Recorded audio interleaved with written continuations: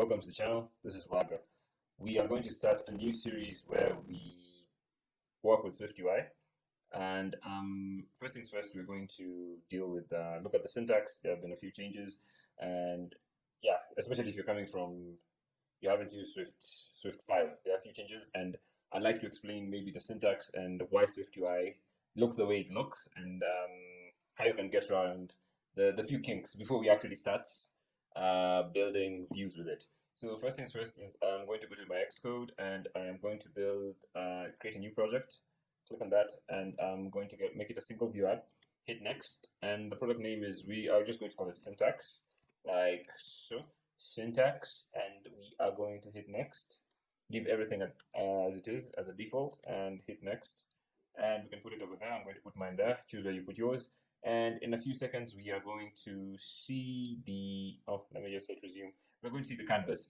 Now, I'm not going to go into all the folders and whatnot. I'm guessing if you have used SwiftUI, you have at least fleeting knowledge of this. Let's give ourselves a bit more real estate, and we don't need this panel over here, so we can get rid of it like that. So we now have SwiftUI, like so, and we have a struct here, and we have a body with a sum view, and we have hello and world. Just to check this works, we could come to world and add an S, like so, and save, and we should see hello world, like so. Let's make it back to world. Oh, you don't even need to hit save, but I like hitting save. Yeah, like so. So let's give ourselves even more real estate. So first things first, you know that in structs that properties can have getters and setters. If it doesn't have a setter, it's usually called read-only. It is read-only, and if it doesn't store value, it's usually called computed property. What a computed property means is that it has to be computed every time the value is accessed. So we could add a getter to this, so we can make it more in line with Swift before the various changes to, I think it's 5 point something that came with this. So what we could do here is we could actually put a getter and put a getter here and add another brace like so.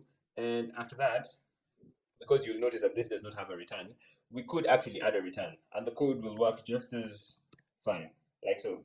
Let's hit try again, and voila, we see no change because we added a getter and a return. However, when the code is you get inside the get, like inside this get here, you can see with the braces. Let's just click out and click again. When the code here is just one line like this, you can forgo the return. You can get rid of the return like so. So that is why the original code looks the way it does. So we could actually just do this and make it text, and this is perfectly correct Swift, right? It's like an arrow function. If an arrow function, remember, it's just one line, you don't have to write return in JavaScript. That is if you're coming from the JavaScript world, which indeed some people are coming from.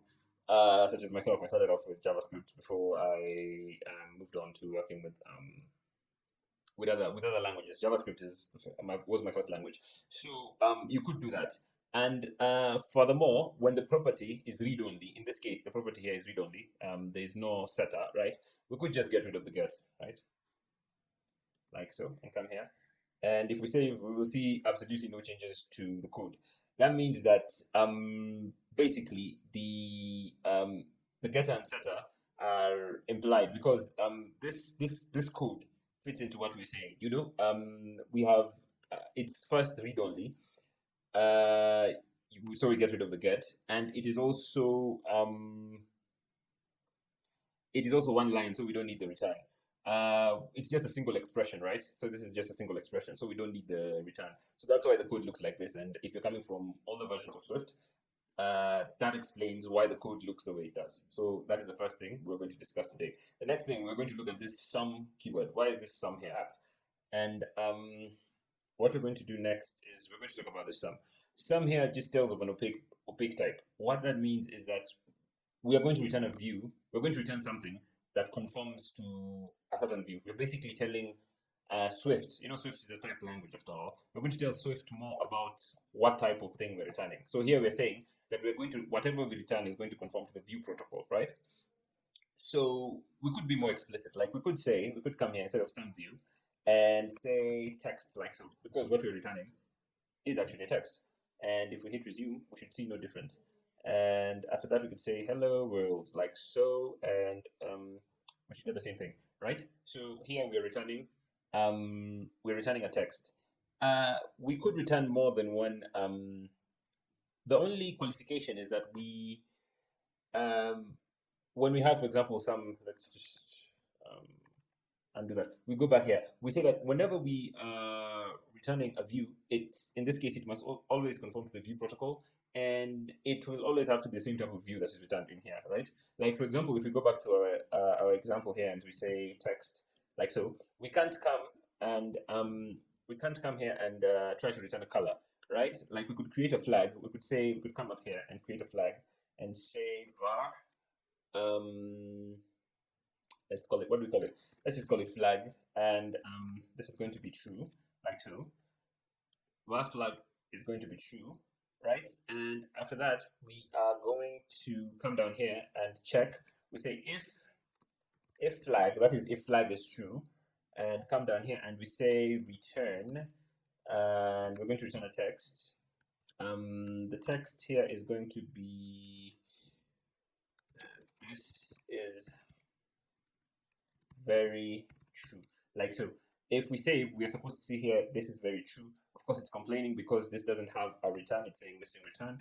We do that there, and if we say this is supposed to be true, we hit resume and we get this is very true, right? What we can't do is come here and say if flag return, they must all conform to the same type of view, right? We could come here, we could come here and say some view, like so.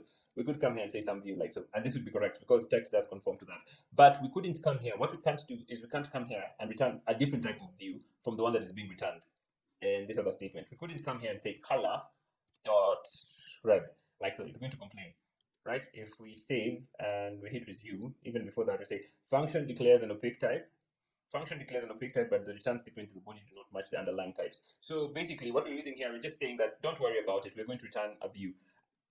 Swift will compile, but it requires us to have the same type of view. So, for example, if we have return here, if we are returning text, it should be text throughout, right? So basically, that's just how the view works. Nothing too special.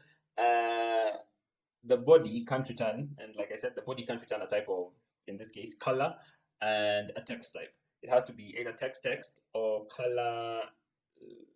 We could return color dots. Let's return color dot yellow, like so. This will work, right? And try again. Yeah, so we get red throughout, right? So I'm using the SE, the iPhone SE. So like so. So that's why you don't see it has the bezels. So yeah.